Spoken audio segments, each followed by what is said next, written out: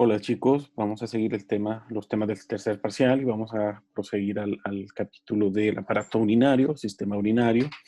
Vamos a conocer rápidamente sus funciones. Vamos a ver que una de las principales funciones que desarrolla el sistema urinario como órgano, como aparato, es la eliminación de estas sustancias tóxicas que usualmente son productos metabólicos de desecho y muchas de estas son sustancias nitrogenadas que estos se hacen primeramente, es decir, la eliminación de estas se tiene que hacer a través de mecanismos de filtración y de excreción. Esto ocurre principalmente a nivel del glomérulo renal. Luego, otra de las funciones es el equilibrio de las concentraciones de líquidos y los electrolitos del organismo en general. Y esto también lo hace a través de la filtración y de la excreción de sustancias que ya no necesita, así como de líquidos, por ejemplo, agua, algunos iones, dependiendo, ¿verdad? La cantidad de líquido que haya ingresado a nuestro cuerpo.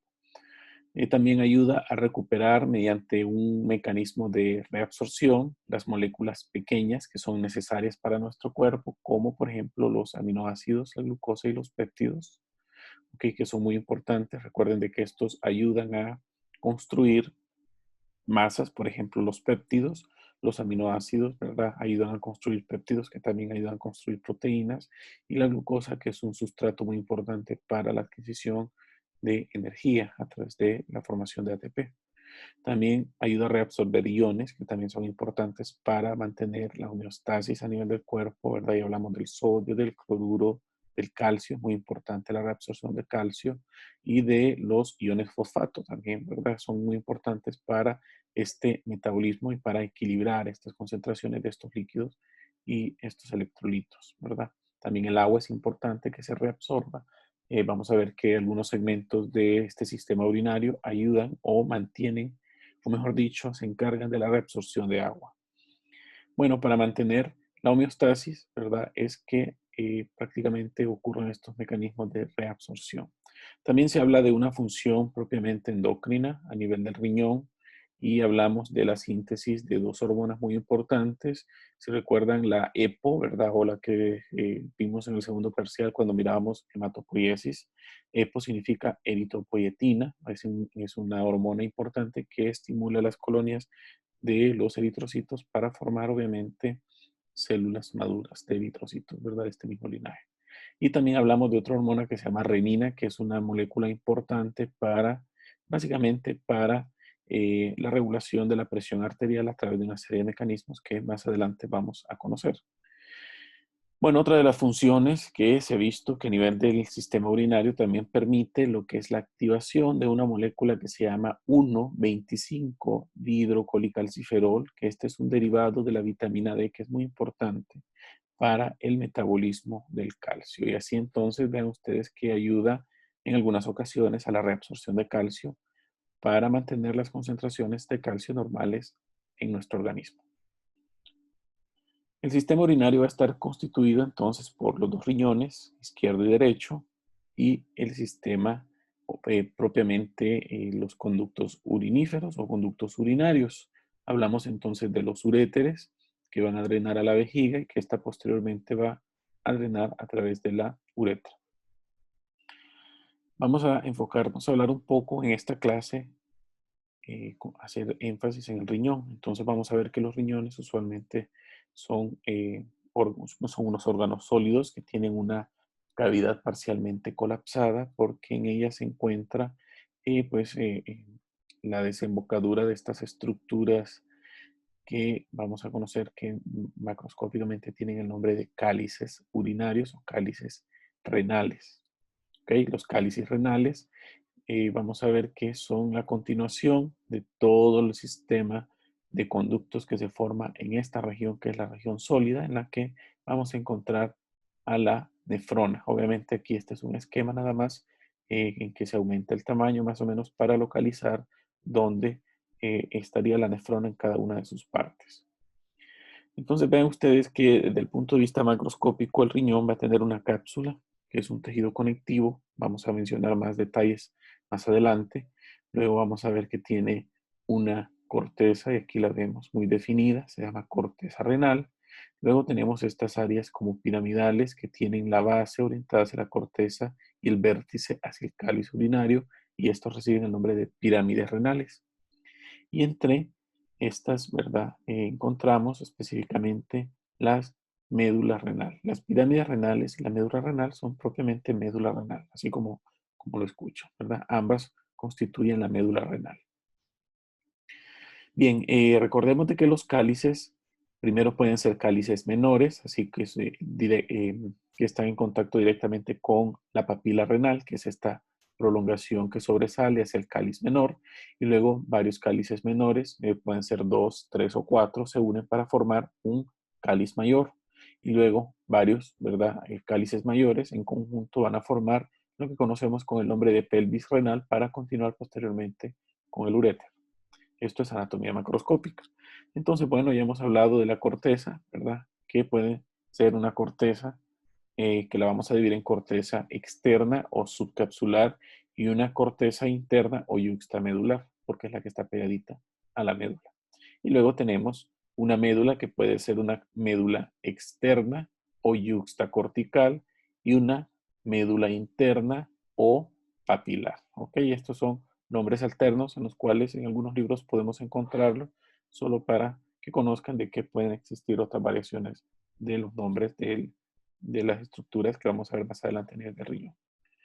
Entonces, bueno, esto es lo que vemos a nivel de un corte macroscópico del riñón. Vemos que se mira muy bonita la corteza. En la corteza podemos identificar este montón de puntitos rojizos, que estos representan los glomérulos. Luego vemos algunas asas vasculares que pues, usualmente se ven muy marcadas. También observamos que hay áreas que se miran un poco café claras, un poco más claras, y esta va a representar una serie de conductos urinarios, que serían todos estos túbulos contorneados, y otras áreas de las columnas renales, que también podrían representar áreas de la corteza, ¿verdad? Que se prolongan hacia las regiones cercanas de los vasos sanguíneos, ¿verdad? Aquí más o menos estas columnas renales también son parte de la corteza renal. Y luego vemos que a nivel de las pirámides, que se mira mejor en esta imagen, se mira muy bonito, podemos identificar una médula que se mira hacia la parte externa, que está cerca de la corteza, y luego tenemos una médula interna que está orientada hacia la papila renal. Y aquí vemos la papila renal, muy bonita, muy clara, se logra identificar incluso la mucosa que la reviste. Entonces, de esta manera vemos que esta papila forma un cáliz menor, y más o menos aquí se ve el cáliz menor, ¿verdad? Histológicamente lo vemos así. Aquí tenemos la corteza y luego aquí tenemos la médula. En la corteza encontramos entonces estas pelotitas que eran los glomérulos, que más adelante vamos a ver que el glomérulo es parte de algo, de algo que se llama corpúsculo renal. Luego vemos los haces tubulares, ¿okay? Que estos los vamos a estudiar más adelante. Y vemos que hay muchos vasos sanguíneos que también son parte de las estructuras. Luego vemos aquí la médula. La médula se caracteriza porque ya no tiene glomérulos, es decir, ya no hay corpúsculos renales. Lo único que vamos a encontrar a nivel de la médula son asas de Henle, algunos túbulos colectores, es decir, muchos túbulos colectores y algunos túbulos contorneados, muy pocos túbulos contorneados. Y bueno, cuando nosotros estudiamos el riñón, lo vamos a dividir entonces en segmentos más pequeños que reciben el nombre de lóbulos renales. Un lóbulo renal entonces va a estar constituido por una pirámide renal, que obviamente va a ser la médula del riñón, y va a estar constituido por una corteza renal, que es la que vemos acá. Y hacia afuera obviamente vamos a tener la cápsula renal. Entonces, el lóbulo renal va a estar limitado hacia los bordes laterales por las columnas renales, o conocidas también con el nombre de columnas de Bertin. Las columnas de Bertin entonces van a formar como una especie de triángulo, por decirlo así, o de pirámide, que van a orientar el vértice de esta hacia el cáliz menor, ¿verdad? Y la base va a estar orientada hacia la cápsula del riñón. Cuando vemos más de cerca, vemos obviamente que la disposición de las estructuras histológicas adentro de la corteza y la médula es lo que le da las características morfológicas y funcionales de la misma. Entonces aquí vemos un lóbulo renal, por ejemplo, y vemos cómo este lóbulo renal, que ya dijimos que está constituido por corteza y médula, tiene estructuras diferentes en cada una de sus estructuras, ¿verdad? De sus componentes. Y bueno, aquí vemos en histología, vemos un poquito de la corteza. Esta sería la corteza muy externa. Luego tenemos aquí una corteza interna o yuxtamedular, que esta se las había mencionado. La médula externa y luego la médula interna, aquí orientada hacia la papila renal. Y luego aquí tenemos, bueno, sería el cáliz menor que va a orientar o que va a drenar posteriormente hacia la pelvis renal. En este corte, casualmente, se mira que el cáliz menor está muy cerca hacia la pelvis renal. Y bueno, esto es lo que observamos normalmente en cortes histológicos a nivel de la corteza renal. Siempre que ustedes vean estos corpúsculos renales y vean todo esto de acá que son túbulos contorneados, así como estos rayos medulares que son rectecitos, entonces ustedes piensen que están viendo la corteza renal. Esto no lo olviden.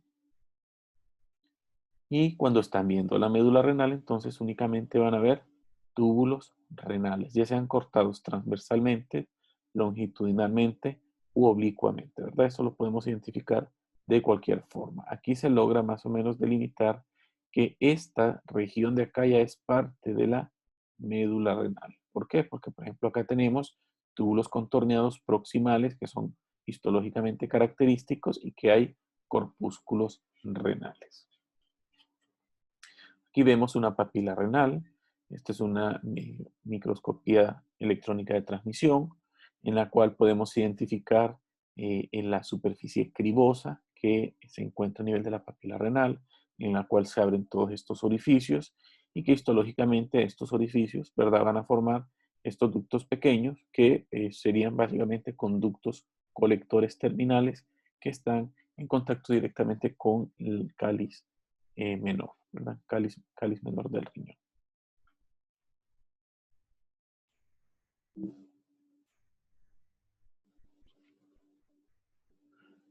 Bien, el riñón está rodeado por una cápsula que usualmente está dividida en dos capas. Una capa externa, que usualmente es una capa colagenosa, le vamos a llamar capa externa de la cápsula renal, constituida por un tejido conectivo denso y regular, ¿verdad?, con escasos fibroblastos. Entonces aquí la vemos en esta tinción, colorea fibras de colágeno. Y luego tenemos una capa de la cápsula interna, que esta va a estar constituida principalmente por miofibroblastos. ¿Okay? Así que eso le da la característica a la cápsula de poder eh, cambiar, ¿verdad?, en base a la cantidad de líquido que hay a nivel del riñón o, por ejemplo, ¿verdad?, por ejemplo, en los estados hipertensivos en los que los riñones usualmente están congestivos o en el caso de la deshidratación, que el riñón usualmente se hace un poquito más pequeño porque pierde volumen. Entonces, estos miofibroblastos permiten la contracción de la cápsula, ¿verdad? Porque recuerden que son células que tienen estas fibras de actina y de miosina que permiten la contracción muscular. Y bueno, siempre tienen colágeno, pero realmente no es tan abundante. Si ustedes comparan, por ejemplo, los dos componentes de la cápsula externa, pues es más evidente. Bueno, la disposición vascular del riñón lo vamos a estudiar en base a, o con base, mejor dicho, a la pirámide, o mejor dicho, al lobulío renal, ¿verdad? Aquí lo vemos la papila más o menos a este nivel, aquí vendría la cápsula, aquí está la unión cortical, esta sería la corteza interna, la corteza externa, luego aquí tenemos la médula externa y luego tenemos aquí la médula interna, que es la que orienta hacia la papila. Entonces, bueno, entran los vasos sanguíneos a través del hilio renal. Luego estos vasos sanguíneos van a dividirse y van a formar las arterias lobulares. Luego estas arterias lobulares se meten entre los lobulillos y forman estas arterias que se llaman arterias interlobulares. Aquí vemos las arterias interlobulares que estas, al ramificarse, forman estas otras arterias que vemos acá que se llaman arterias arqueadas. También son llamadas arterias arciformes. ¿Ok? Es otro nombre que se les da. Estas arterias arqueadas también forman ramificaciones y estas ramificaciones predominantemente viajan hacia la zona de la corteza. Aquí vemos que las ramas de las arterias arciformes forman entonces estas arteritas que van acá que se llaman arterias interlobulares. Ok, aquí va apareciendo un concepto interesante y es el concepto de lobulillo. El lobulillo se encuentra justo entre dos arterias interlobuliares, ¿ok? Interlobuliares. Las arterias interlobuliares, a su vez, van a formar otra rama que sería una rama muy pequeñita, que ya en este caso es una arteriola, y la vamos a conocer con el nombre de arteriola aferente. La arteriola aferente del glomérulo, así se llama, arteriola aferente del glomérulo. Y luego esta arteriola aferente del glomérulo va a formar una red capilar muy pequeña, ¿verdad? Y esta red capilar va a formar lo que conocemos con el nombre de glomérulo o capilares glomerulares. Posteriormente, estos capilares glomerulares van a volver a unirse para formar otra vez una arteriola similar a la arteriola aferente, pero en este caso, como está saliendo del glomérulo, la vamos a conocer con el nombre de arteriola eferente glomerular. Ok, entonces hasta aquí la subdivisión o la ramificación de estos vasos sanguíneos puede ser de dos tipos, dependiendo del tipo de corpúsculo renal y de nefrona que esté formando esta estructura vascular.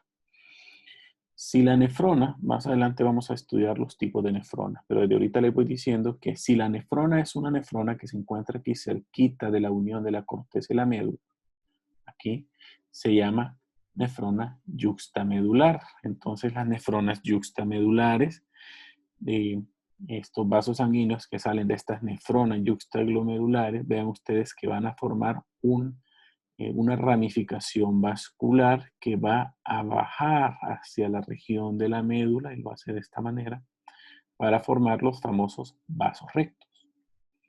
Los vasos rectos se encargan de llevar la irrigación a prácticamente a la médula renal. Y en el caso de las nefronas que tengan estos corpúsculos renales y que están orientados hacia la parte cortical, que estén hacia más afuera, van a formar un sistema de división capilar que va a terminar drenando hacia la vena estrellada. ¿Ok? Que la vena estrellada se encuentra a nivel de la cápsula renal.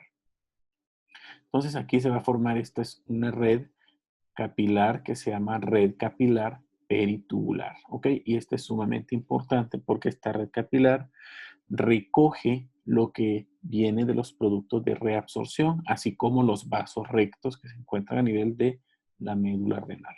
Entonces, estos dos sistemas vasculares son importantes y se van a definir en base o con base al tipo de nefrona que, ¿verdad? Que estén relacionados, ¿verdad? Ya sea la yuxtamedular o la propiamente cortical.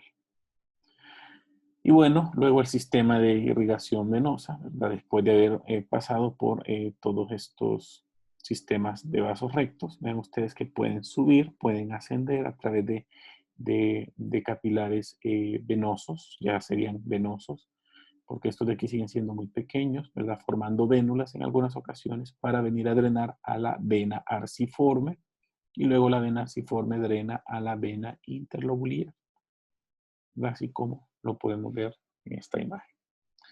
Entonces aquí sería vena interlobular, no sería interlobuliar, ¿ok? Es una vena interlobular, porque la vena interlobuliar se encuentra en esta zona, ¿ok? Cercana a donde encontramos las arterias interlobuliares.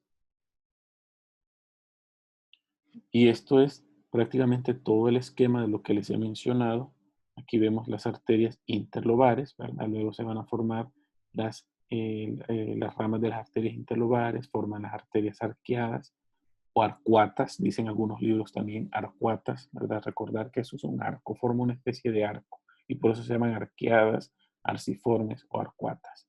Y de estas van a salir estas, vean, serían las arterias interlobuliares porque entre estas dos se encuentra un lobulillo renal. Entonces el límite del lobulillo renal van a ser las arterias interlobuliares.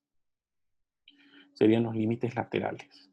Y el contenido básicamente va a ser esto que está acá, que serían los túbulos colectores. ¿Ok? Los túbulos colectores que tienen una porción cortical y que tienen una porción medular y que estos son los que posteriormente van a drenar hacia la papila renal.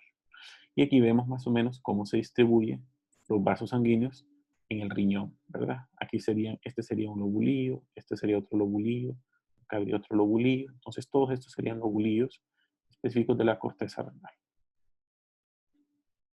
Bueno, entonces estos vasos rectos, bueno, en general, ¿verdad? Dependiendo los vasos sanguíneos de que salgan estas arteriolas eferentes, pueden originar estos dos tipos de redes vasculares, y esto ya se los mencioné.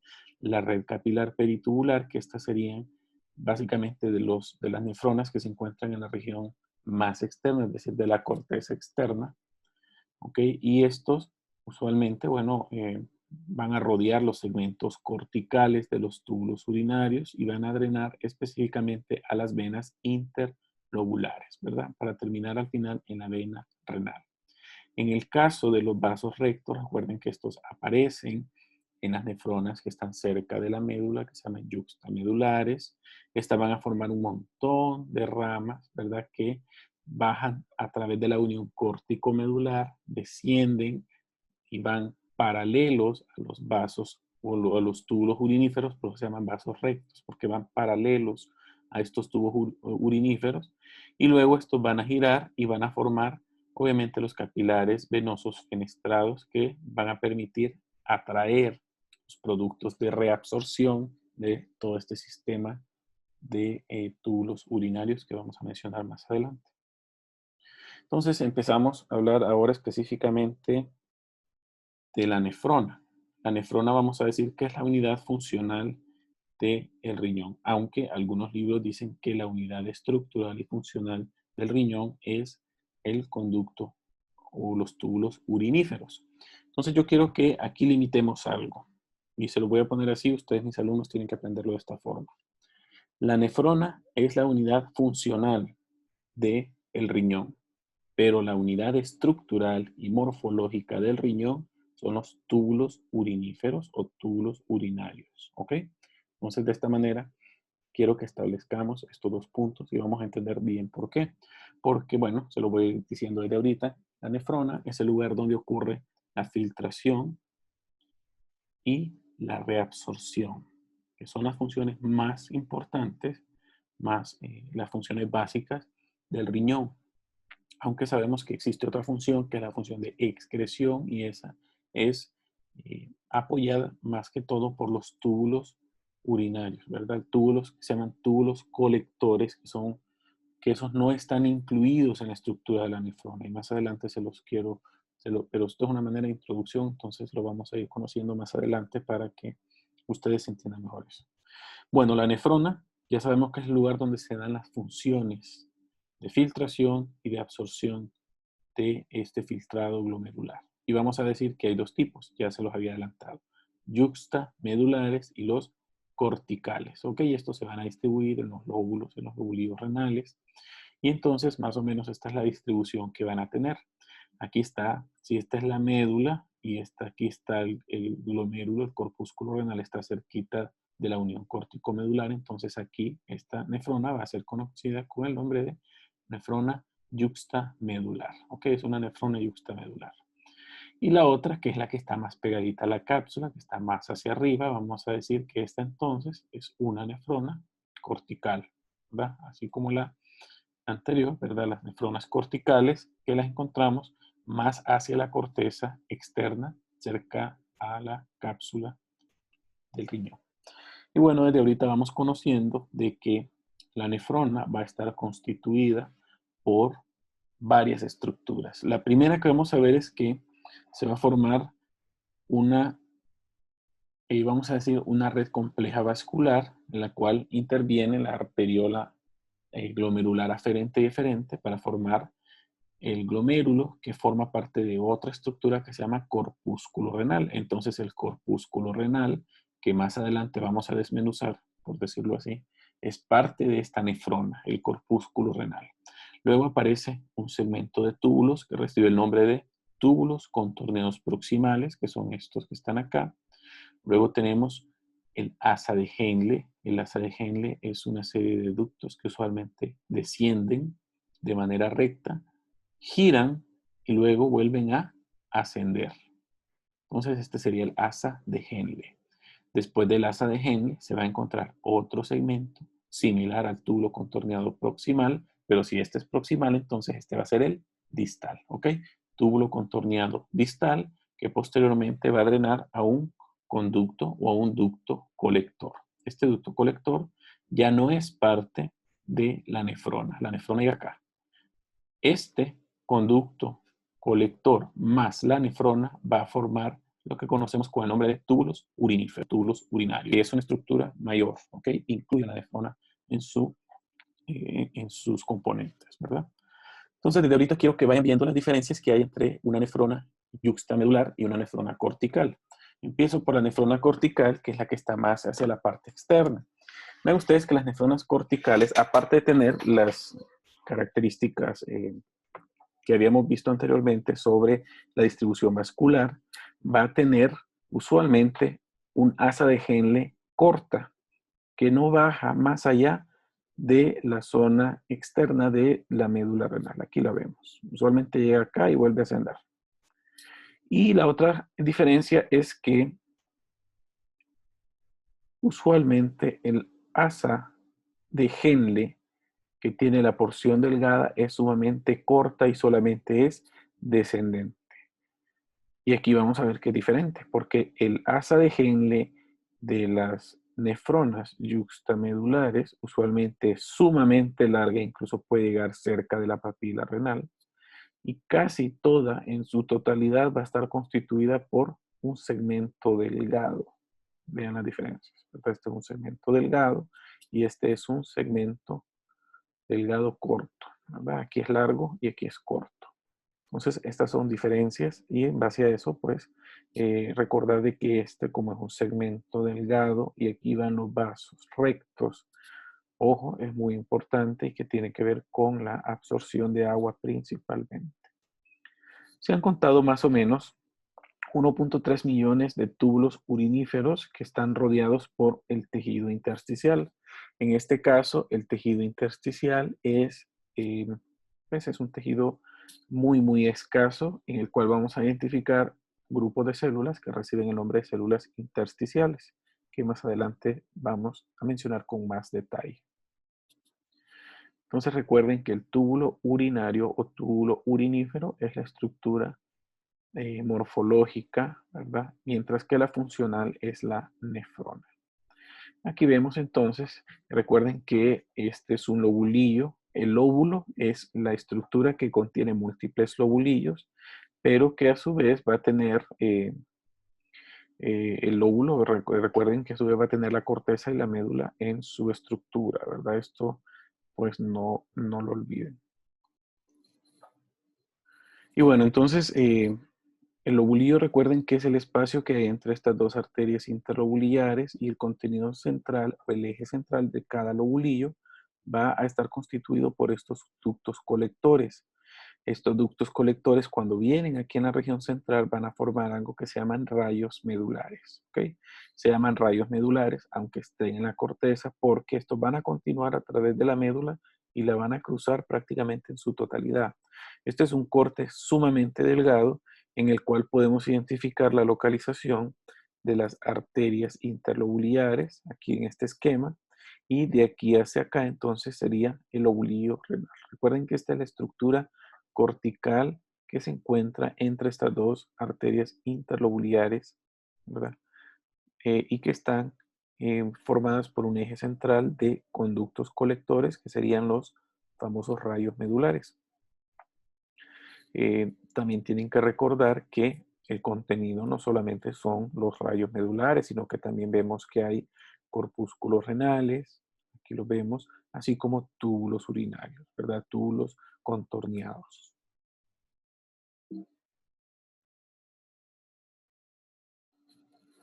Bueno, aquí vemos algunas fotografías. Estos serían los rayos medulares.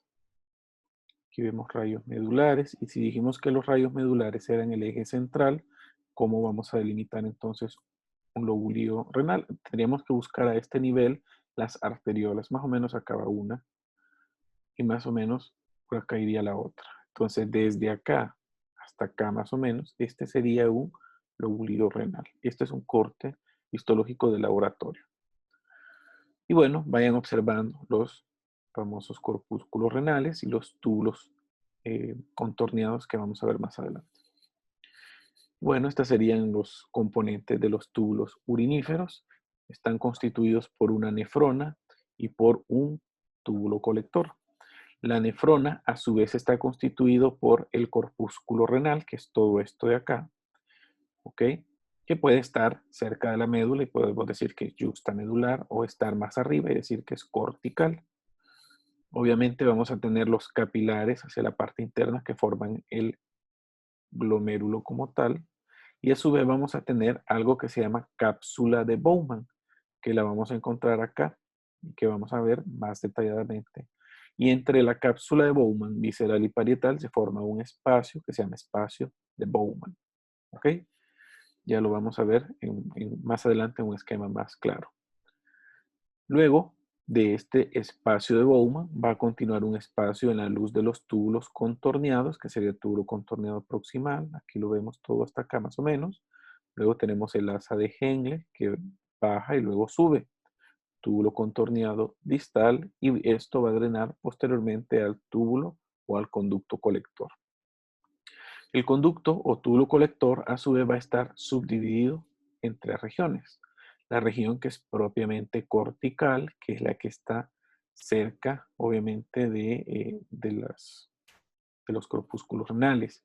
Y aquí va a formar lo que conocemos con el nombre de rayos medulares. ¿Por qué? Porque parece que estuviéramos viendo la médula, porque son propiamente estructuras tubulares, túbulos colectores, ¿verdad? Luego tenemos un segmento que es cuando ya se mete a la médula, que se llama segmento medular, que es toda la parte externa de la médula.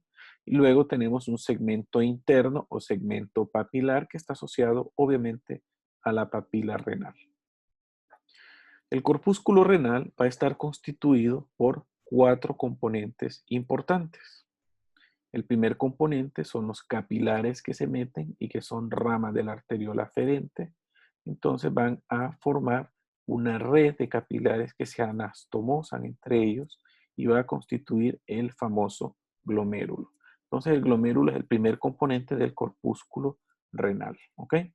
Luego tenemos que estos capilares van a estar abrazados por unas especies de células que recuerdan mucho a los pericitos, pero estas tienen otras características que vamos a conocer más adelante y que estas representan algo que se llama cápsula visceral, ¿verdad? O capa visceral de la cápsula de Bowman, ¿ok? Y estas van a estar inmediatamente en contacto con las células endoteliales a través de sus membranas basales fusionadas.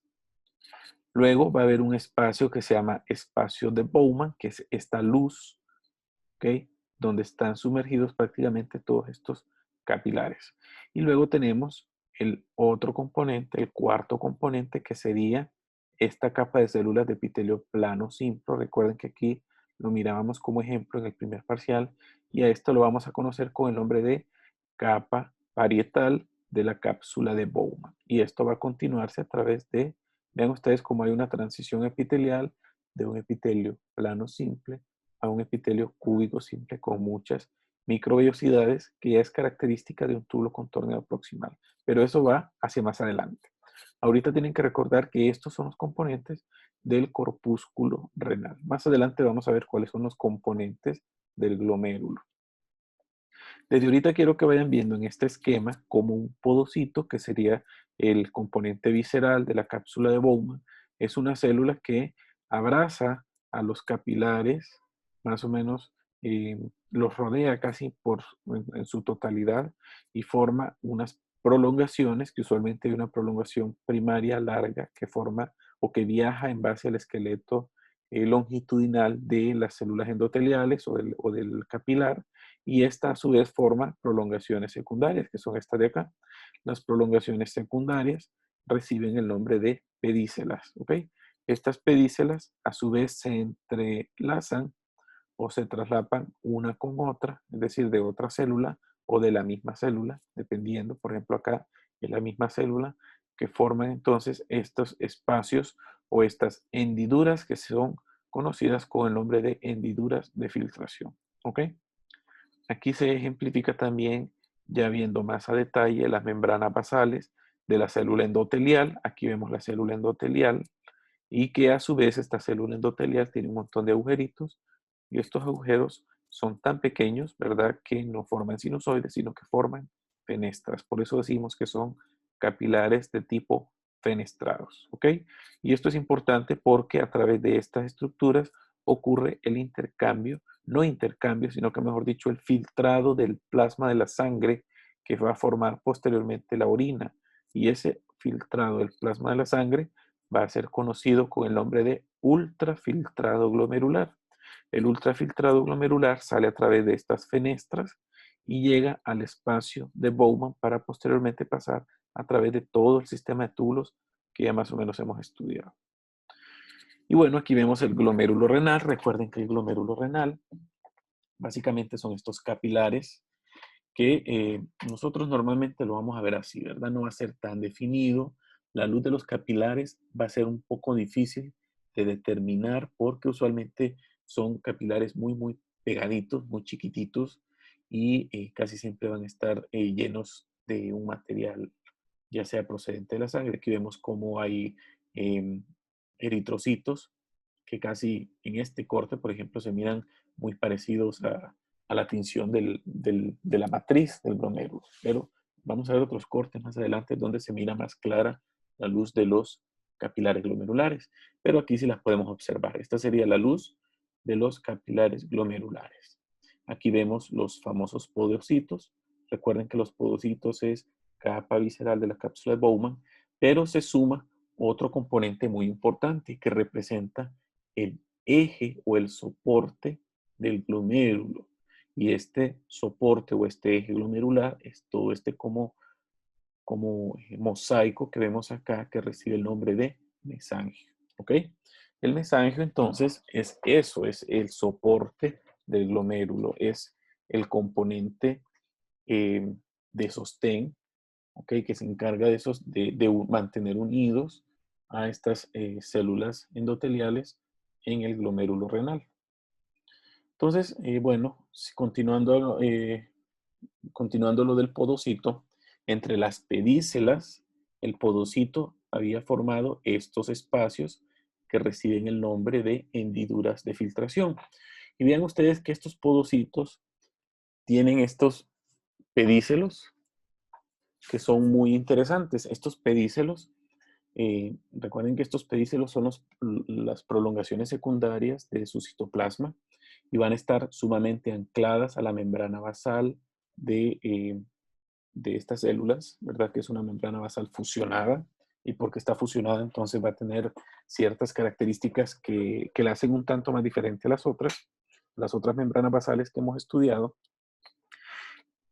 Entonces, a nivel de esta célula va a haber abundante glucocálix, ¿ok? Este glucocálix casi siempre va a estar constituido por, eh, recuerden que son carbohidratos, pero aquí estos carbohidratos muchas veces se modifican y forman glucoproteínas. No solamente forman carbohidratos de cadenas cortas como tal, sino que encontramos otras como un tipo de glucoproteínas que forman algo que recibe el nombre de diafragma de filtración.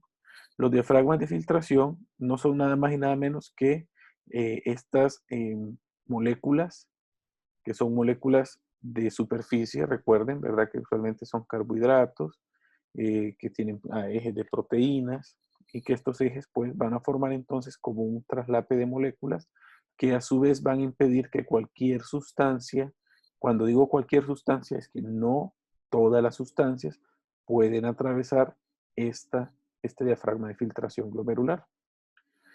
¿Ok? Cuando hayan ciertas características de las moléculas, entonces es que usualmente estas pueden atravesarla. Y una de ellas es que las moléculas no tengan un peso molecular mayor a 69.000 daltons, porque usualmente estas láminas basales permiten el paso nada más de moléculas, ¿verdad?, que tengan menos de 69.000 daltons. ¿Okay? Entonces, esa es una característica importante, entre otras características que podríamos mencionar más adelante.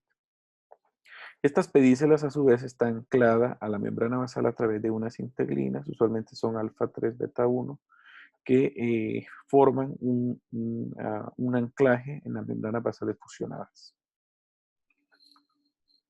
Bueno, entonces hay algo que tienen que saber y es que aquí entonces se está formando algo que se llama barrera de filtración glomerular. La barrera de filtración glomerular está compuesta por tres componentes importantes. Uno de ellos es el endotelio. Aquí vemos a la célula endotelial que tiene estos agujeritos, estas fenestras. Entonces, esta es el primer componente de la barrera de filtración glomerular. Luego tenemos un segundo componente que es la membrana basal de estas dos células fusionadas, ya sea de la célula endotelial y del podocito. Y el tercer componente sería este que vemos acá, que sería el diafragma de la hendidura de filtración glomerular, que dijimos que se encuentra entre los pedícelos del podocito. Lo que pasa a través de eso se conoce con el nombre de ultrafiltrado glomerular. Ahora bien, esta lámina basal, ¿verdad? Mejor dicho, esta membrana basal que se fusiona prácticamente entre el podocito y entre la célula endotelial, usualmente es una membrana basal que mide más o menos unos 300 nanómetros. Ahora, esta membrana basal es muy diferente al resto de las membranas basales porque si ustedes se fijan, esta va a tener una constitución un tanto diferente y va a estar formada por un eje central denso, por eso se llama lámina densa, y la lámina densa va a estar rodeada por dos láminas claras, que son conocidas con el nombre de láminas raras. ¿Ok? Hay una lámina rara interna, que es la que está cerca a la célula endotelial, y hay una lámina rara externa, que es la que está cerca del podocito. Entonces, el principal componente molecular de la lámina densa, ¿verdad? Recuerden que en este caso es el colágeno 4, colágeno tipo 4, que a diferencia del resto de membranas basales que conocemos en otras partes del cuerpo, como en la piel o en los pulmones, esta va a estar constituida por cadenas de colágeno alfa 3, 4 y 5, y no como 1 y 2, que como las que encontramos en el resto del cuerpo. Luego, estas láminas raras, ¿verdad? Principalmente la interna, va a estar constituida por abundantes moléculas de fibronectina y de laminina, que estas se encargan de mantener la estructura normal de esta célula endotelial, así como de este podocito. ¿Ok? Y también encontramos otras moléculas como por ejemplo el perlacano, la grina y el sulfato de parán. Estos, pues en general, por ejemplo, la grina usualmente son proteoglicanos que tienen capacidad para hacer enlaces, ¿verdad? Dedicados. Entonces, no cualquier molécula va a pasar gracias a la presencia de la gliquina, ¿verdad? Porque casi siempre tienen cargas que son específicas, polianiónicas, muy hidratadas. Entonces, pues no va a permitir el paso de cualquier molécula, ¿verdad? Gracias a que esta membrana basal o esta lámina basal está sumamente organizada.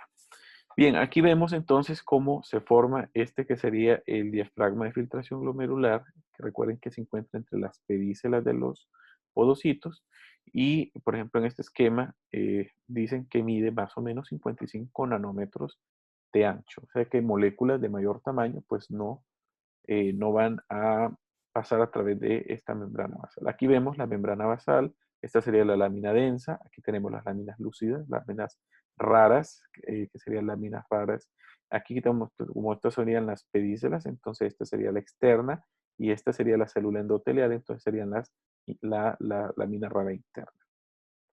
Estas serían los procesos o las pedícelas y aquí se logra ver esta línea delgada que esta sería entonces el diafragma de filtrado glomerular. Entonces recuerden que estos son los componentes y aquí tendría que atravesar el plasma para formar posteriormente el líquido que llega al espacio de Bowman, que es esta zona de acá, que se conoce con el nombre de ultrafiltrado glomerular. Bueno, esto es un esquema muy bonito de los podocitos para entender los podocitos, para entender cómo estas células pueden tener núcleos variables que usualmente tienen bastante heterocromatina, pueden tener nucleolos pero no son tan marcados. Estas células pues en un glomérulo ya están, cuando ya son maduras, usualmente se mantienen quiescentes en etapas G0. Ya la cantidad de proteínas que necesitaban ya la sintetizó. La matriz extracelular pues ya no es un problema para ellas porque ya es una célula completamente establecida, por lo tanto la heterocromatina pues va a ser abundante. Si requiere energía, por lo tanto, si van a haber mitocondrias, ¿verdad? Y el sistema endomembranal pues no va a ser tan evidente, ¿verdad? Pero sí va a tener lo necesario nada más. Esta célula, bueno, recuerden que tiene una prolongación primaria que forma prolongaciones secundarias, que serían obviamente las famosas pedícelas para formar acá las hendiduras de filtración donde encontramos los diafragmas de filtración. Aquí se miran mejor. Entonces, es de esta manera cómo se traslapa una pedícela de una célula con otra pedícela. Aquí vemos la lámina basal, recuerden lo que mencionamos de la lámina basal y la célula endotelial. Recuerden que es fenestrada con las características de las células fenestradas que ya hemos conocido anteriormente. Así se observa por microscopía electrónica de barrido, ver las hendiduras y obviamente aquí identificaríamos los diafragmas de filtración. Aquí están los podocitos y aquí vemos los espacios, ¿verdad? Aquí este serían eritrocitos, esta sería la luz del capilar y la célula endotelial. Bien, entonces estas células, ya les dije que estaban ancladas, permanecen ancladas a estas zonas claras. Recuerden que la integrina se va a unir a la laminina de las láminas raras. Esta integrina solamente es una alfa 3 beta 1. Y va a tener, ya les había mencionado, este famoso diafragma, ¿verdad? Este famoso diafragma no va a estar constituido únicamente por una proteína, sino que vamos a ver una serie de proteínas que en general todas son cialoproteínas de carga negativa, como por ejemplo la podoplanina, la podoendina o la podoxicalina, que en general son moléculas que van a rellenar toda esta zona de acá. Entonces, como tienen esas cargas negativas, si viene otra molécula con carga negativa, entonces la va a repeler y la va a enviar nuevamente a el interior de la célula endotelial. Pero si viene una con carga positiva, pues puede permitir el paso a través de adherencias no tan fijas. Pero tiene que cruzar el principal componente de este esqueleto del diafragma de la hendidura de filtración, que está constituido por una proteína que se llama nefrina, que tiene dos porciones. Es una proteína transmembranal. Una porción externa o extracelular que forma una especie de cremallera hacia el área, hacia la matriz extracelular, y tiene una porción intracelular que se une a un complejo proteico interno que va a estar constituido principalmente por podosina, por unas proteínas asociadas al cluster of differentiation tipo 2 o esta que se llama CD2AP, y hay otro complejo proteico, ¿verdad?, asociado al ZO1. Recuerden que estas son las proteínas sonulares tipo 1, ¿verdad? Esta proteína sonular tipo 1 es la que le sirve de enlace al esqueleto de la actina de estos microfilamentos para obviamente mantener a la célula erguida en su tamaño, ¿verdad? Entonces recuerden que el principal componente del diafragma de filtración es la nefrina, ¿ok? Y que esta va a formar como una especie de cremallera que va a mantener unidas las pedícelas, ¿verdad? Y que a través de ella podrían ocurrir procesos de filtración de moléculas. También hay que reconocer que pueden existir otras proteínas de adherencia que son similares a las caderinas, aunque no son conocidas como tal, y estas se llaman FAT1, FAT2, podrían haber FAT3, etc. Entonces ven ustedes que toda esta estructura molecular es sumamente importante porque si se afecta, por ejemplo, la nefrina, pueden comenzar a aparecer ciertas manifestaciones clínicas que van a inducir a una enfermedad que se llama glomerulopatías. Aquí nuevamente vemos FAT1, FAT2, ¿verdad? Moléculas similares a las caderinas en general. Las caderinas como tal también las podemos identificar, solo que no se llaman E-caderinas, sino que se llaman P-caderinas porque están en los pedícelos. ¿Ok? Y bueno, esto es un poco más difícil, no me voy a meter a muchos detalles acá, solamente explicar cómo, por ejemplo, vamos a ver dónde es que estaba, la integrina, por ejemplo, que se une a la laminina, ¿verdad? Aquí está todo el eje, que esto lo vimos en el primer parcial, ¿verdad? Que necesitaba la talina, la podoxicalina y la vinculina para anclar el citoesqueleto de la célula. Obviamente esto lo encontramos exclusivamente en el dominio basal de los podocitos.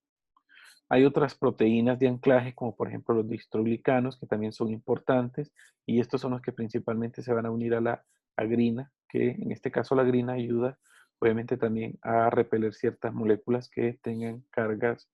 eh, bueno, recuerden que esta es polianiónica, así que va a repeler otros aniones, ¿verdad? Bueno, la podoplanina, que también es una proteína transmembranal que puede llegar hasta ciertas áreas de las láminas raras, pero no son tan importantes para el anclaje de la célula. Bueno, esto más o menos para conocer dónde está la podoxicalina. Esta es una especie de glucoproteína que se mantiene erigida hacia la membrana lateral, ¿verdad? Lateroapical, aquí vemos, ¿verdad? Estas forman como una especie de revestimiento del resto de la pedicela, ¿verdad? Todo, por ejemplo, la podoxicalina, la podoendina, la ersina, así como otros complejos proteicos más difíciles de mencionar, pues también nos podemos encontrar relacionados a los dominios del podocito. Y bueno, aquí tenemos la célula endotelial, la membrana basal fusionada con la zona densa y la zona lúcida, que en este caso serían las láminas raras, y el podocito, ¿ok? Estos son los componentes importantes que forman, obviamente, este sistema de filtración, ¿verdad? Bueno, el mesangio, recordemos que es este espacio que se encuentra adentro del glomérulo que se encarga de mantener los capilares dilatados y ergidos y va a estar constituido por dos componentes. El primero obviamente son las células y el segundo componente, obviamente que si hay células tiene que haber una matriz, que es una matriz extracelular que la conocemos con el nombre de matriz mesangial. Bien, las células mesangiales, vamos a decir que son pericitos que se han modificado y que han adquirido características especializadas que le permiten, recuerden que el podocito era una célula que podía transformarse o podía modificarse dependiendo de las funciones que éste estuviese realizando. Entonces, en este caso, el podocito va a adquirir características de célula de músculo liso con características de macrófago. Y por ende, entonces, vamos a decir que va a realizar funciones contráctiles, fagocíticas y también tiene la capacidad de proliferar en caso de que lo requiera, en caso de que haya lesión o necesidad de mayor cantidad de células mesangiales en el mesangio. Y bueno, la matriz mesangial, vamos a ver que prácticamente va a ser el espacio donde están suspendidos estas células y que va a tener abundante agua, así como una sustancia fundamental amorfa principalmente. ¿Ok? Esto es lo que más vamos a encontrar a nivel de la matriz mesangial. Aquí no debemos de identificar fibras de colágeno maduro porque si ya encontramos colágeno maduro, entonces ya lo estamos relacionando a una enfermedad. El mesangio en general pues se caracteriza porque tiene muchas funciones. Ya hemos mencionado que la contracción es una de estas funciones porque su esqueleto adquiere proteínas contráctiles.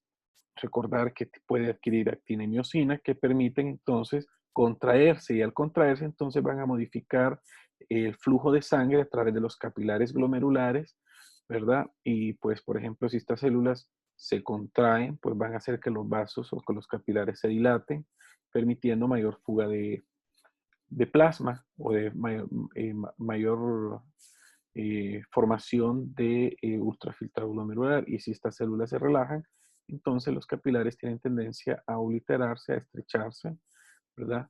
Dependiendo de sus funciones. Entonces, esta sería una función sumamente importante. Otra función muy importante es que también tiene la capacidad de fagocitar.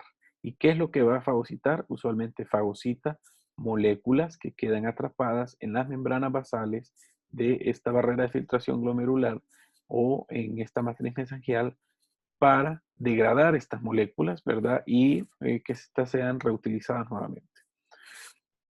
Entonces, bueno, estas células ya, si dijimos que tiene capacidad de fagocitar, entonces aquí nosotros siempre que hablemos de fagocitosis, acordémonos de los lisosomas. Estas células pues, van a tener abundantes cantidades de lisosomas porque al introducir, por ejemplo, estas proteínas de la matriz celular que ya no ocupa, o por ejemplo estas inmunoglobulinas que ya quedaron atrapadas y que ya no van a funcionar, son fagocitadas para posteriormente ser destruidas a partir de la proteólisis lisosómica, ¿verdad? Esto es solo para que lo recuerden. El núcleo de estas células usualmente es un núcleo así, ¿verdad? Sumamente irregular, que tiene bastante eucromatina.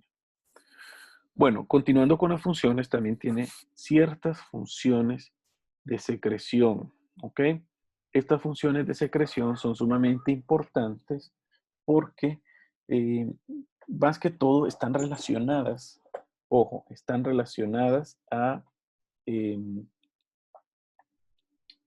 más que todo están relacionadas a la respuesta inmunitaria que se puede suscitar a nivel del glomérulo, que realmente no debería de ser una respuesta inmunitaria tan marcada, pero en caso de ser necesario puede liberar citoquinas, ¿ok? Estas inducen a reacciones inflamatorias, principalmente la interleucina 1, ¿verdad? Así como cualquier otra interleucina que también se pueden liberar a través de las células mesangiales. También puede liberar endotelina, que en este caso la endotelina va a causar vasoconstricción de las arteriolas glomerulares aferentes y eferentes, y entonces va a regular la entrada de sangre al glomérulo, dependiendo de la contracción o la relajación de estos vasos sanguíneos, ¿verdad? Las concentraciones de esta endotelina usualmente las vamos a encontrar muy aumentada en ciertos tipos de glomerulopatías, ¿verdad? Que van a afectar obviamente esta matriz mesangial. Y bueno, aparte de producir estas otras moléculas, vean que esta también puede sintetizar matriz extracelular. Entonces van a producir la matriz del mesangio. Okay, esta matriz usualmente va a estar constituida por sustancia amorfa. Okay, y el poco colágeno que puede sintetizar lo va a mandar o lo va a enviar a formar parte de estas membranas basales de los glomérulos, ¿verdad? De esta barrera de filtración glomerular, ¿verdad? Entonces forma un poco de colágeno tipo 4, así como fibronectina, perlacán y laminina, que la mayor parte de estas son estructuras de las membranas basales de la barrera de filtración glomerular. Ahora, hay algo bien interesante también y es que estas células mesangiales tienen receptores para una molécula que se llama angiotensina 2. La angiotensina 2 es una molécula que vamos a decir que es un derivado indirecto de la cascada de la activación de la renina, que al inicio se los mencioné en la clase, ¿okay? Que termina estimulando la contracción de las células mesangiales, ¿verdad? Así que la angiotensina 2 induce a contracción de la célula mesangial, ¿verdad? Para permitir que ésta aumente el espacio, la luz capilar y que haya mayor flujo vascular a nivel de los vasos glomerulares. Y bueno, aquí tenemos puramente túbulos o estos, bueno, básicamente son ductos colectores en general, ¿verdad? Son túbulos renales. Aquí vemos muchos, en general, túbulos urinarios.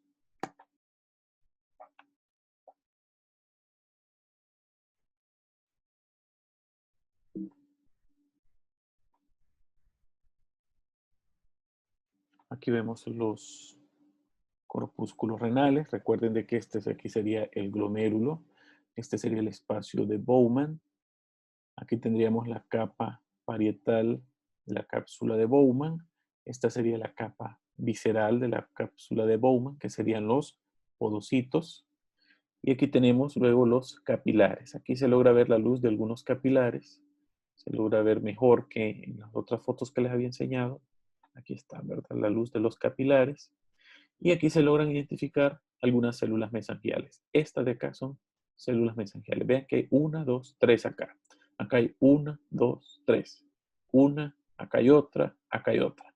Más de 3 células mesangiales en grupos es completamente anormal y lo asociamos a patología mesangial proliferativa.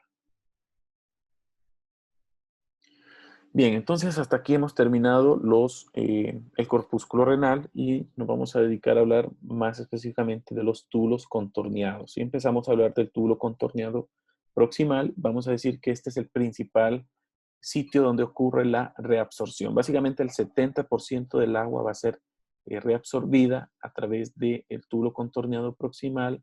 Vean ustedes que el sodio, el cloruro, el potasio y otros iones pues van a ser eh, reabsorbidos a nivel del túbulo contorneado proximal. Y ojo, el 100% de los aminoácidos, de las proteínas y de la glucosa en general van a ser reabsorbidos nuevamente en el túbulo contorneado proximal. ¿Qué quiere decir esto? Que, por ejemplo, si se liberaron proteínas a través del ultrafiltrado glomerular, pero el cuerpo realmente no tiene que eliminarlas porque las reutiliza, entonces las vuelve a absorber. Por eso decimos que es un proceso de reabsorción.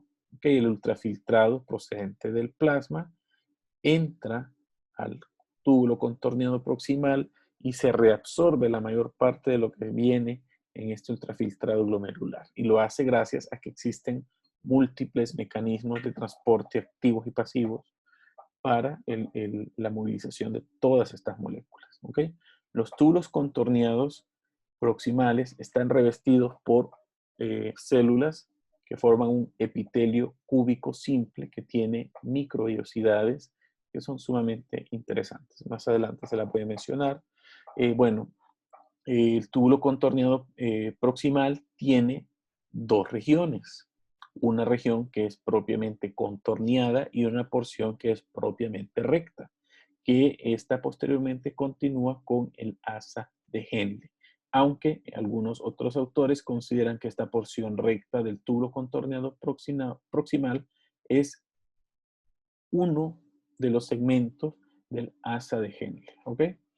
Bien, la porción contorneada a su vez va a estar dividida en dos segmentos, un segmento que se llama segmento S1 y un segmento que se llama segmento S2.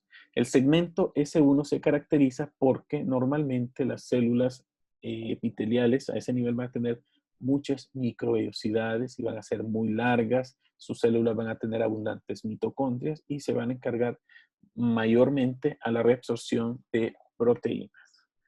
Y luego tenemos el segmento 2 de esta porción contorneada del túbulo contorneado proximal, que es lo contrario. O sea, que ya tenía muchas mitocondrias, esta va a tener menor cantidad de mitocondrias y van a haber menor cantidad de canalículos apicales, ¿verdad? A nivel de la parte superior.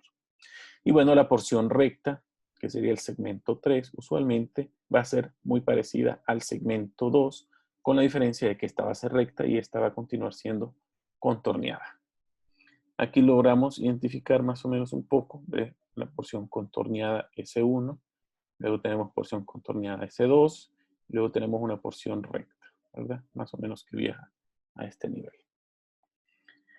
Estas son las características morfológicas en general, ¿verdad? Del epitelio del túbulo contorneado proximal. Son células cúbicas que tienen microvellosidades largas que forman lo que conocemos con el nombre de los bordes en cepillo. Estos bordes en cepillo, recuérdenlos muy bien, son importantes porque entre más microvellosidades hay más membrana y hay mayor superficie de absorción.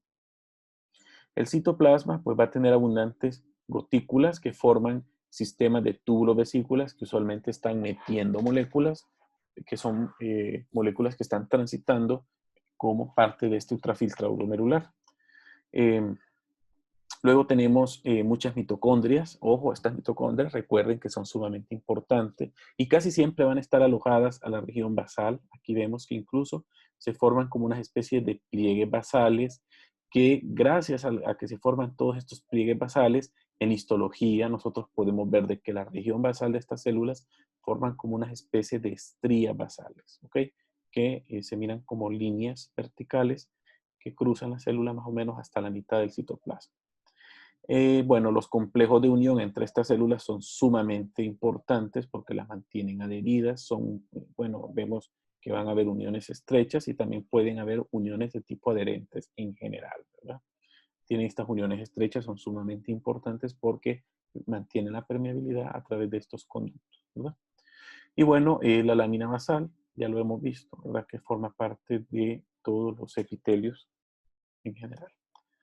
El núcleo usualmente es un núcleo redondo que tiene una gran cantidad de eucromatina. La heterocromatina pues no es tan evidente y el nucleolo tampoco es tan evidente, aunque sí existe, pero no es tan marcado si lo vemos en tinciones de hematoxilina y eosina.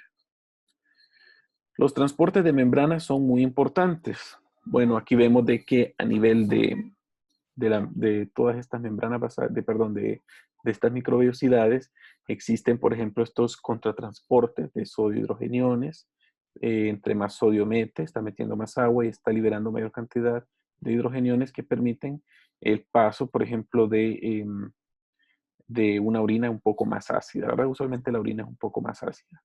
La glucosa es introducida a la célula a través de ciertos transportadores específicos, ¿verdad? De los tipos GLUT.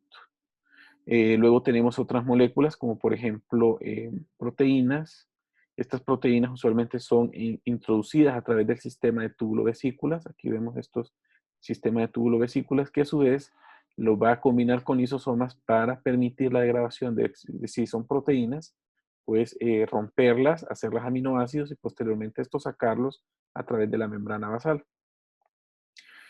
Bueno, el sodio puede salir directamente a través de la membrana vasolateral, a través de la bomba sodio-potasio ATPasa, y esto ayuda a mantener las concentraciones normales de sodio en la célula, porque si esta célula se llena demasiado de sodio, va a comenzar a haber algo que se llaman cambios hidrópicos, y la célula se va a hinchar y se va a encharcar de agua. También hay otras bombas de sodio-potasio ATPasa a nivel de las membranas laterales, ¿verdad? Recuerden, esto es membrana vasolateral, solo para que lo recuerden. Bueno, también tienen que saber que a través de las uniones estrechas permite el paso de ciertas moléculas, y estas ciertas moléculas a nivel del túbulo contorneado proximal pueden utilizar la vía paracelular, ¿ok? Principalmente el agua, el calcio y el potasio. Estas siguen la vía paracelular y de esta manera llegan al intersticio del riñón, ¿ok?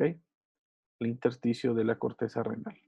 Bueno, en general, las fuerzas reguladoras de la absorción del agua, ¿verdad? Es el gradiente osmótico. Si acá hay mayor cantidad de agua y aquí hay menor cantidad de agua, entonces por ósmosis va a pasar el agua a esta región, ¿verdad? Eso solo para que lo recuerden. Bueno, esta es microscopía electrónica de transmisión. Vemos el núcleo. Aquí está el núcleo lo marcado, pero no es tan evidente, como les digo, en los cortes histológicos. Vemos muchas mitocondrias, ¿verdad? Estas mitocondrias, prácticamente todas estas de acá son mitocondrias abundantes que forman estas como especies de crestas basales que en histología pues tienen ciertas características que más adelante vamos a ver. El asa de Henle habitualmente va a estar constituida por una rama que es una rama descendente que baja y una rama que es ascendente o que sube. Bien, el asa de Henle en general va a reabsorber cerca del 15% del agua filtrada y un 25% del cloruro de sodio, ¿verdad? Y otros iones como por ejemplo el potasio, el calcio y el bicarbonato, ¿verdad? De todo lo que viene de la filtración glomerular. Entonces, al pasar por cada uno de estos segmentos, ¿verdad? Hay ciertos segmentos que son permeables a agua, otros que son impermeables al agua, y dependiendo dónde vaya pasando, va a ir ocurriendo cada una de estas funciones. Y bueno, vamos a ver que la rama descendente o la rama que baja tiene una porción gruesa, que sería esta de acá. Esta porción gruesa va a estar constituida por un epitelio cúbico simple. El segmento delgado de la rama descendente va a estar constituido por un epitelio plano simple y luego va a haber un extremo delgado ascendente que es un mismo epitelio plano simple hasta que cambia por un segmento grueso de la rama ascendente que es un epitelio cúbico simple. Recuerden que todo esto tiene microvellosidades. Y esta es la diferencia básicamente de los dos tipos de asa de Henle dependiendo dependiendo el tipo de nefrona, ¿verdad? Existen varios tipos de células que revisten el asa de Henle, ¿verdad? Hay células que son completamente aplanadas y que las encontramos muy, muy claramente a nivel Por ejemplo, estas que son sumamente aplanadas, las conocemos con el nombre de células epiteliales del asa de Henle tipo 1. Y estas las encontramos justo en este tipo de nefronas que tienen estas asas cortas, que serían las corticales, ¿verdad? Luego, estas de acá serían prácticamente un epitelio cúbico simple, ¿verdad? Y en el caso de las nefronas yuxtamedulares, vean ustedes que existen otros tres tipos de epitelio de asa de Henle, que serían el tipo 2, el tipo 3 y el tipo 4. El tipo 2 es un epitelio un poco más desorganizado, pero que tiene más mitocondrias, así que en este ocurren muchas funciones de transporte de moléculas. Y el tipo 3 y el tipo 4 pues son muy similares al tipo 1, con la diferencia de que tienen tendencia a ser un poco más funcionales desde el punto de vista de transporte de moléculas. Y bueno, aquí vemos nuevamente lo que continúa después del asa de Henle ascendente, ¿verdad? Viene el famoso túbulo contorneado distal. Este es muy importante porque, bueno, el túbulo contorneado distal, las células van a parecerse mucho a las del contorneado proximal, pero van a tener unas microvellosidades que usualmente son mucho más cortitas. Las estrías basales son más chiquitas, menos evidentes, porque también van a haber menor cantidad de mitocondrias. Y aquí lo vemos, ¿verdad? Este sería el túbulo contorneado proximal y este sería la representación del túbulo contorneado distal. Hay otras características que vamos a ir conociendo, ¿verdad? Este túbulo contorneado distal absorbe más o menos el 7% del cloruro de sodio filtrado, ¿ok? Y bueno, este cloruro de sodio, recuerden que utiliza transportes, ¿verdad? Transporte de membrana apical y sale de la célula a través de bombas sodio-potasio ATPase, ¿ok? Ojo, el túbulo contorneado distal tiene receptores para la famosa hormona antidiurética y si lo recuerdan, ¿verdad? Cuando hablábamos de la hormona antidiurética, esta pues tenía efectos que evitaban obviamente, como su nombre lo dice, la diuresis, porque aumentaba la reabsorción de sodio a nivel del túbulo contorneado distal. El revestimiento es un epitelio cúbico simple, ¿verdad? Que tiene vellosidades muy cortitas. En algunos libros dice que no tiene microvellosidades, pero las microvellosidades son muy, muy cortitas. Y el dominio vasolateral es plegado, tiene mitocondrias, pero no están tan abundantes, ¿ok? A nivel de este epitelio se va a liberar una proteína sumamente importante que se llama proteína de Tamm-Horstwald y esta va a evitar que el calcio u otras moléculas inorgánicas que vayan siendo liberadas a través de los conductos formen cálculos, ¿ok? Cuando hay lesión del túbulo contorneado distal, usualmente hay formación de cálculos a nivel de los conductos y luego estos pues van a ir a formar cálculos de mayor tamaño a nivel de las asas eh, de los, ¿cómo se llama? De los cálices renales. Otra característica sumamente importante del túbulo contorneado distal es que este posee algo que se llama mácula densa. La mácula densa es una zona del túbulo contorneado distal que va a estar constituida por un epitelio cilíndrico simple, quiero que lo subrayen por favor, que va a tener algo que se llama polaridad inversa, ¿ok? Que va a recibir básicamente o va a detectar las concentraciones de sodio que va pasando a través de los túbulos contorneados y en base a esta detección de sodio tubular va a ejercer sus funciones, ¿ok? Quiero que esto no lo olviden porque lo vamos a estudiar más detenidamente cuando miremos las funciones del riñón. Y bueno, este sería un claro ejemplo de la célula del túbulo contorneado proximal.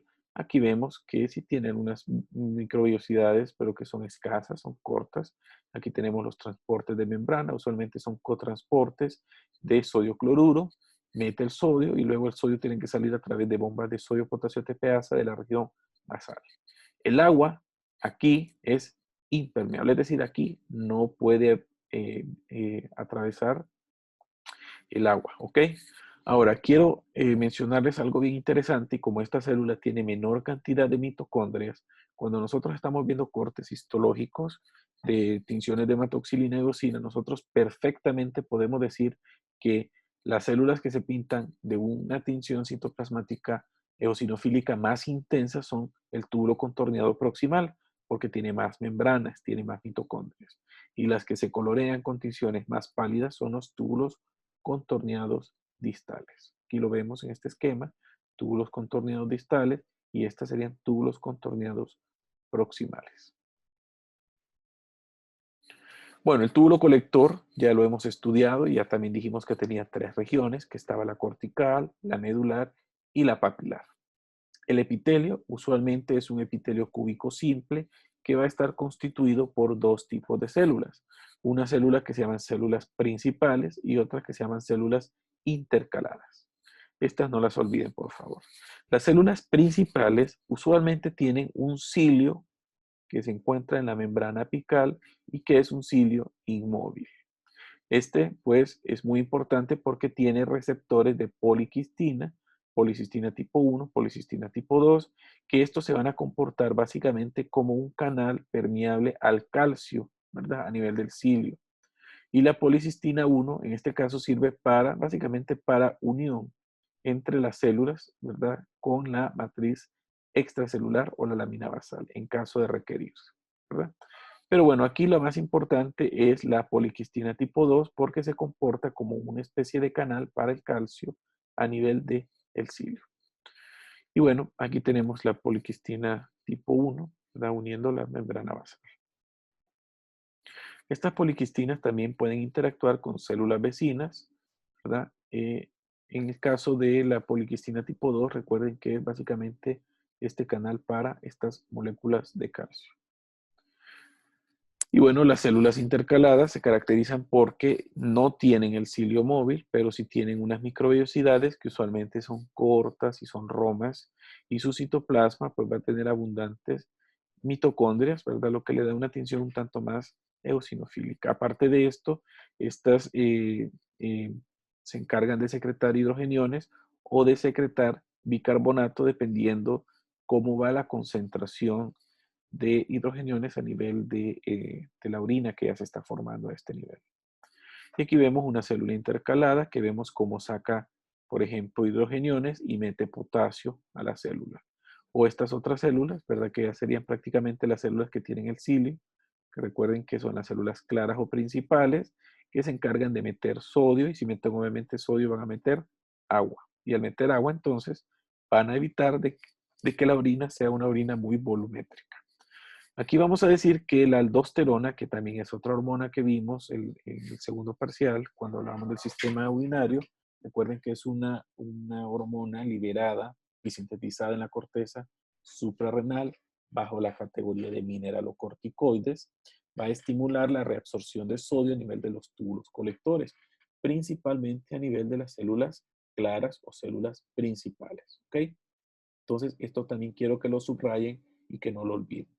Entonces, de esta manera va a retener sodio y va, obviamente, a determinar si va a haber retención de agua, con lo que puede corregir, por ejemplo, los estados de hipovolemia. Quiere decir que hay poco volumen de sangre. Por ejemplo, si yo me siento deshidratado, mi cuerpo va a detectar que hay pocas concentraciones de sangre, de volumen de plasma, entonces va a sintetizar aldosterona y la aldosterona va a actuar a nivel de estas células para hacer que introduzca mayor cantidad de sodio y de agua. También puede corregir la hiponatremia, es decir, las concentraciones bajas de sodio en sangre. Así se miran por microscopía electrónica de transmisión, perdón, de barrido. Aquí vemos a las células que tienen las microvellosidades, que eran las intercaladas, y aquí las principales o claras que tienen el famoso cilio. Bueno, el conducto, la porción papilar de este conducto colector recibe el nombre de túbulo o conducto papilar o conducto de Bellini. Y este ya va a cambiar de un epitelio cúbico a un epitelio cilíndrico simple. ¿Ok? Y únicamente va a estar constituido por células principales o por células claras. ¿Ok? En ellas obviamente vamos a identificar los receptores de la hormona antidiurética y bueno, así se puede producir la unión de esta, ¿verdad? Obviamente cuando llega y se une a los receptores de hormona antidiurética, estas van a activar a unos canales que habíamos estudiado el primer parcial también, que se llaman acuaporinas. Recuerden que las acuaporinas Son canales que permiten la entrada masiva de agua, así como de urea, ¿verdad? Procedente de la orina que se está produciendo. Y la hormona antidiurética, recuerden que se va a liberar allá en la neurohipófisis y que obviamente va a tener funciones a nivel de los túbulos renales, ¿verdad? Absorbiendo mayor cantidad de agua. Entonces, cuando el agua abandona las luces de los túbulos urinarios, penetra el intersticio y luego va a entrar a los vasos sanguíneos, ¿verdad? Aquí vemos cómo es la histología del conducto de Bellini y cómo este epitelio cilíndrico cambia a un epitelio polimorfo o transicional, obviamente a nivel de los cálices renales.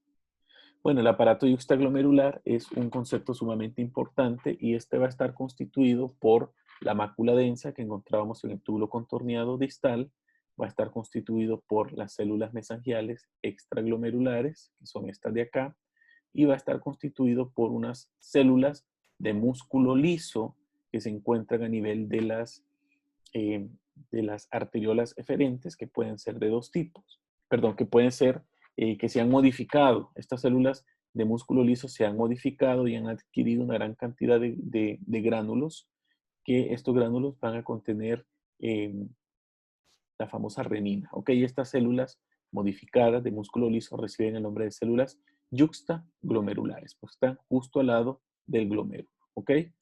Y bueno, aquí explicar claramente de que el aparato yuxtaglomerular está constituido por las células mesangiales, pero las que están afuera del glomérulo, porque las que están adentro del glomérulo son propiamente el mesangio que ya hemos visto, ¿ok?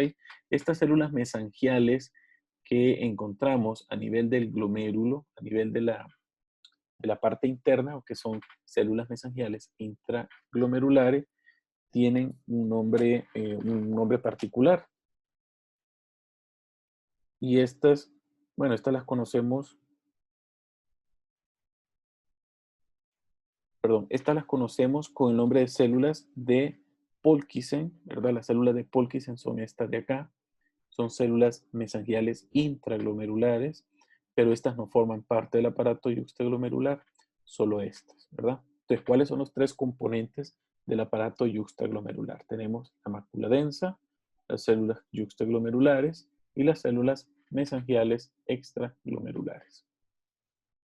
Aquí vemos un túbulo contorneado proximal, distal.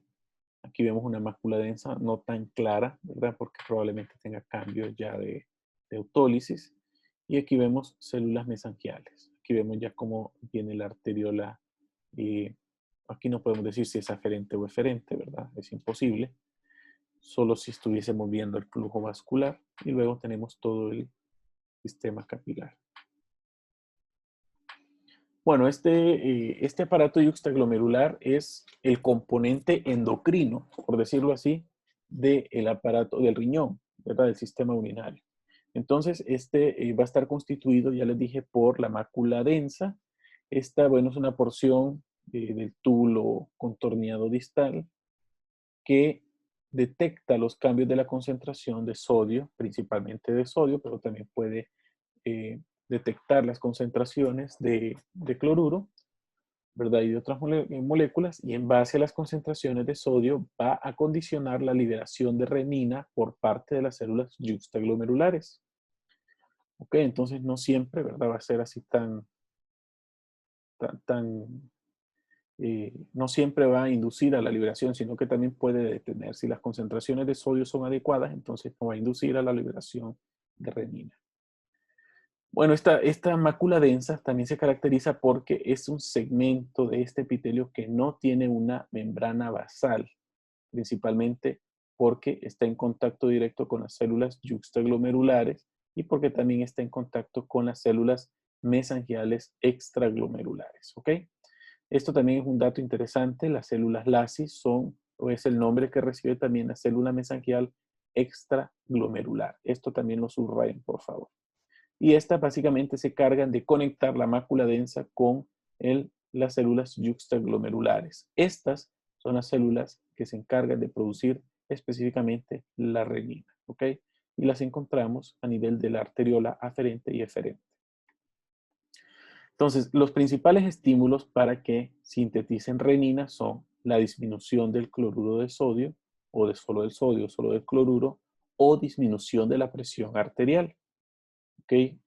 Tienen usualmente una inervación simpática que tiene que ver con la inervación y con la regulación de la presión arterial, y su citoplasma usualmente contiene abundantes gránulos que tienen renina, que tienen la famosa ECA, que es la enzima convertidora de angiotensina, y tienen angiotensina de tipo 1 y angiotensina de tipo 2. ¿Ok? Así que estos son los contenidos de los gránulos de las células yuxtaglomerulares. Bueno, dándole vuelta a la página, vamos a continuar con esta parte del intersticio renal. Realmente el intersticio renal es un componente muy escaso en el riñón, solamente representa el 7% del volumen renal a nivel general, pero a nivel de la médula el intersticio renal es un poquito más abundante, representa entre un 20 a un 30% del volumen de la médula renal.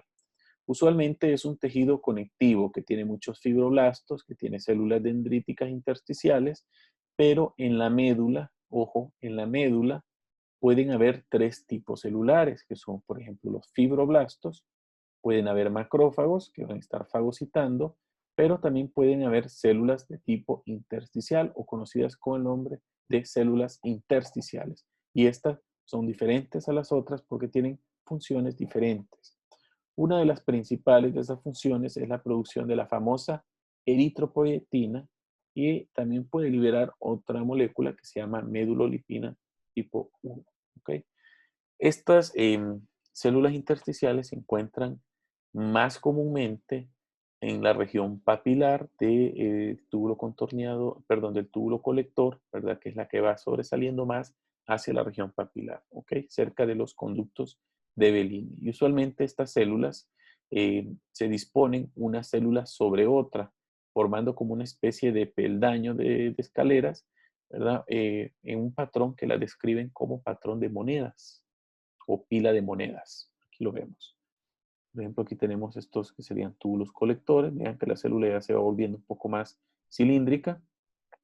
Y aquí podemos identificar las células intersticiales entre, por ejemplo, este que sería en caso de Henle, y este sería un túbulo colector. De aquí vemos claramente las células que se disponen como en peldaños o como en pila de monedas.